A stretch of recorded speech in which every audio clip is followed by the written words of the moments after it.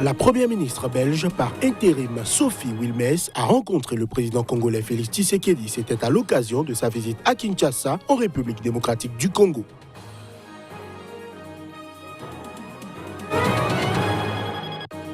Le président Cyril Ramaphosa a tout mis en œuvre lors de l'accueil de la chancelière allemande Angela Merkel. Cette visite fait suite à celle d'État réussie du président allemand au Cap en novembre 2018. En Libye, les habitants de Tripoli sont épuisés par 10 mois de conflit. Ils dénoncent des interférences étrangères malgré l'annonce par l'ONU d'un accord de principe entre représentants militaires rivaux libyens.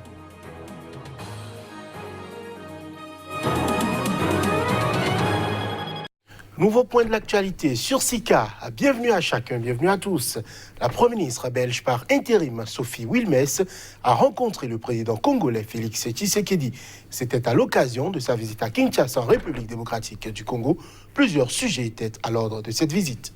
Sophie Wilmès et une délégation gouvernementale belge se sont rendus à Lubumbashi. Officiellement, la première ministre belge a formalisé la réouverture du consulat du Royaume de Belgique dans la capitale du cuivre. Ce jeudi, elle s'est aussi rendue à Kinshasa pour rencontrer le président Félix Tshisekedi et le premier ministre Sylvestre Ilunga. Mais c'est de Lubumbashi qu'elle regagnera la Belgique. Pour Sophie Wilmès, les relations entre Bruxelles et Kinshasa sont prometteuses. Le partenariat belgo-congolais peut se développer sur plusieurs secteurs. Il y a effectivement un partenariat et une coopération qui peut se développer au niveau militaire, au niveau économique, au niveau policier aussi, au niveau des renseignements, au niveau de la coopération en développement, au niveau de la justice. La Belgique veut être un partenaire dans une relation franche et bienveillante, un partenaire dans une relation d'égal à égal, dans une relation avec des succès pour nos deux pays. Nous devons voir ensemble comment est-ce que nous pouvons,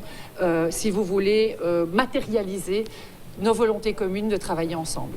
Wilmès est accompagné des ministres des Finances et de la coopération au développement, de l'intérieur, de la sécurité et du commerce extérieur. Sa visite est perçue comme un signal fort du retour de la coopération entre la RDC et la Belgique, a indiqué la présidence congolaise.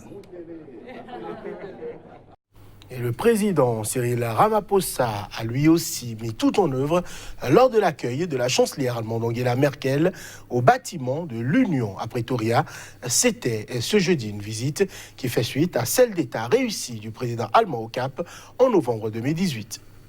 La chancelière allemande et le président sud-africain veulent renforcer leurs relations stratégiques. Mais Angela Merkel rejoint Cyril Ramaphosa à un moment où l'économie sud-africaine est en train de plonger en raison du retard des entreprises publiques et de la corruption. Ramaphosa n'a épargné aucune dépense pour que Merkel se sente la bienvenue. Un tapis rouge a été déroulé et un coup de canon de 19 coups a été tiré en son honneur.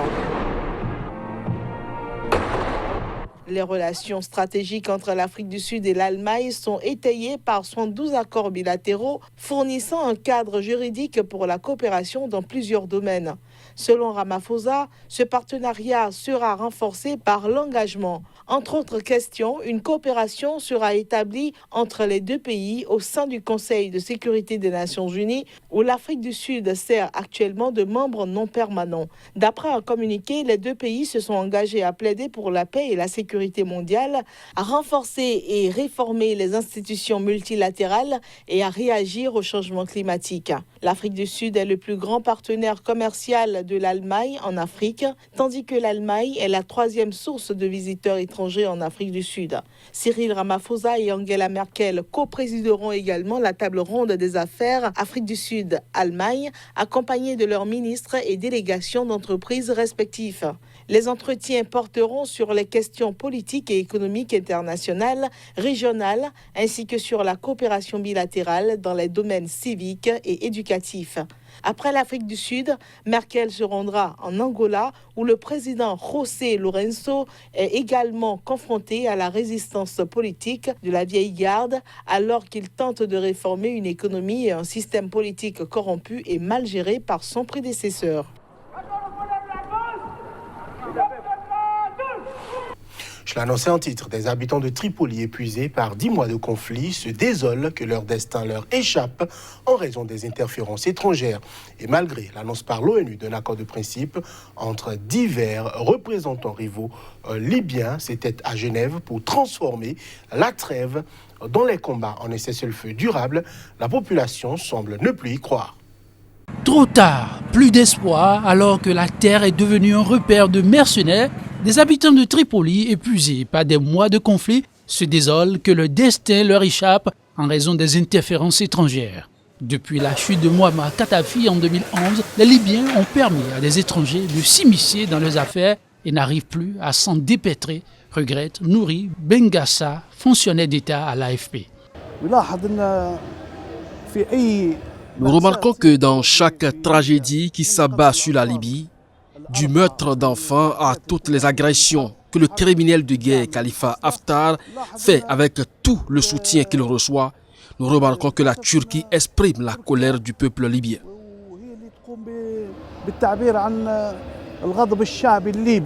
Les hommes politiques ont contribué à cette dépendance, incapables de dialoguer dans leur pays, mais qui se précipitent vers les capitales étrangères où on leur dicte des agendas précis, ajoute-t-il. Dans ce contexte, l'issue de la crise se joue à Ankara, Moscou, Abu Dhabi ou encore à Paris. Mais sûrement plus en Libye et encore moins à New York, où le Conseil de sécurité de l'ONU, divisé sur ce dossier, s'est montré incapable jusqu'ici d'adopter la moindre résolution sur le dernier épisode du conflit. Les discours et la rhétorique ne fonctionnent pas avec ces personnes arrogantes. Pourtant, la politique et la force vont de pair. Certains disent que personne ne peut rejeter une solution politique, mais il faut qu'une force protège cette solution politique. Il faut de la force et inciter l'ennemi à la peur pour l'effrayer. C'est quelque chose d'essentiel pour gagner lors des négociations. Même en Occident, ils sont d'accord avec ce concept. La Libye, qui dispose des réserves de pétrole les plus abondantes d'Afrique, est plongée dans le chaos depuis la chute du régime Kadhafi, après une révolte populaire et une intervention militaire menée par la France, la Grande-Bretagne et les États-Unis. En Côte d'Ivoire, pour finir, une campagne s'est tenue pour mettre en garde la jeunesse contre les dangers de l'immigration clandestine. Une initiative de la communauté de Saint-Egidio. C'était après la découverte le 8 janvier du corps d'un enfant dans le train d'atterrissage d'un avion à Roissy. Jeune, ne gaspille pas ta vie. C'est le thème de la conférence qui a réuni quelques 300 élèves du lycée Simone et Yves Gbagbo, l'établissement que fréquentait la victime de 14 ans, Laurent Barthélémy Annie Guibaï, retrouvé mort dans l'aéroport parisien à bord d'un avion en provenance d'Abidjan. Le but de la conférence était d'amener la jeunesse à promouvoir des valeurs de solidarité, responsabilité et au bout du processus, ne pas prendre des risques inconsidérés. C'est un drame qui est arrivé. Je suis peiné, je suis endeuillé. J'ai du mal à comprendre les raisons. L'enfant ne s'est jamais confié à moi. Il ne m'a jamais parlé de voyager. Il ne m'a jamais parlé d'aller à l'aventure. L'enfant peut certes avoir des rêves. Le rêve qu'il partageait avec moi, c'était de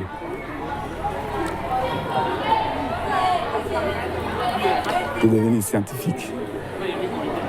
Nous, en tant que gestionnaires, notre rôle, c'est de vous dire qu'en marge de tous les rêves qu'on vous présente, qu'à côté de vous, des bourses d'études, des mécanismes existent. Si vous travaillez bien, vous pouvez aller où vous voulez. La mort du jeune garçon a ému toute la Côte d'Ivoire, mais certaines personnes se sont aussi inquiétées des failles qu'elle révélait dans les mesures de sécurité autour de l'aéroport d'Abidjan, dans un pays sous la menace djihadiste. Les expulsions des riverains ont commencé il y a 2 semaines pour créer un périmètre de sécurité autour de l'aéroport d'Abidjan dans un pays sous la menace djihadiste. Et c'est à présent l'heure de la revue de presse Afrique.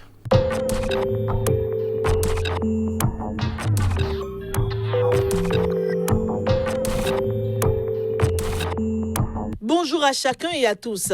La campagne bat son plein au Togo avant le scrutin présidentiel à venir. Togo Matin en manchette, présidentielle 2020, Christian Trimouat, il faut un homme d'expérience connaissant le terrain pour conduire le pays. Contre-pied avec liberté, zèle politique, Christian Trimouat confirme le bilan chaotique de Yassingbe et Yadema. En Côte d'Ivoire, le déroulement du procès en appel devant la Haye intéresse la presse. Le jour plus, crise post-électorale, procès à la Haye, l'avocat des victimes dit non et non à une libération totale de Gbagbo et Blé Goudé. Le quotidien d'Abidjan, premier jour d'audience de Gbagbo hier à la CPI, humilié, les avocats de Ouattara quittent la salle, la queue entre les jambes. Le nouveau réveil à présent, présidentielle 2020, Bédi est confiant et serein, quoi qu'il fasse, nous gagnerons en octobre. Ses recommandations aux militants de la base.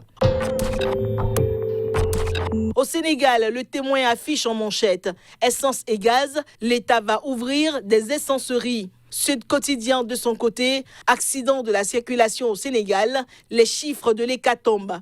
L'AS renseigne à sa une sur la même information, bilan annuel des accidents sur les routes, 600 morts, 114 milliards de francs CFA en dégâts matériels. Puis, rapport sur la maltraitance des enfants à Pikine, les chiffres de l'horreur, une fillette de 2 ans et demi victime d'inceste. Plus de 1200 cas de violence sur des enfants, dont des sévices, des viols, etc. Au Cameroun, il y a scrutin ce week-end. Cameroun Tribune, législative et municipale, aux urnes dimanche. Mutation titre, fraude électorale, l'élément perturbateur. Comment les partis politiques en liste s'organisent pour combattre le fléau dimanche. Le Messager à présent, législative municipale, entre boycott et simulacre d'élection. Le jour pour finir, sida, alcool, violence, chômage, jeunes sans avenir.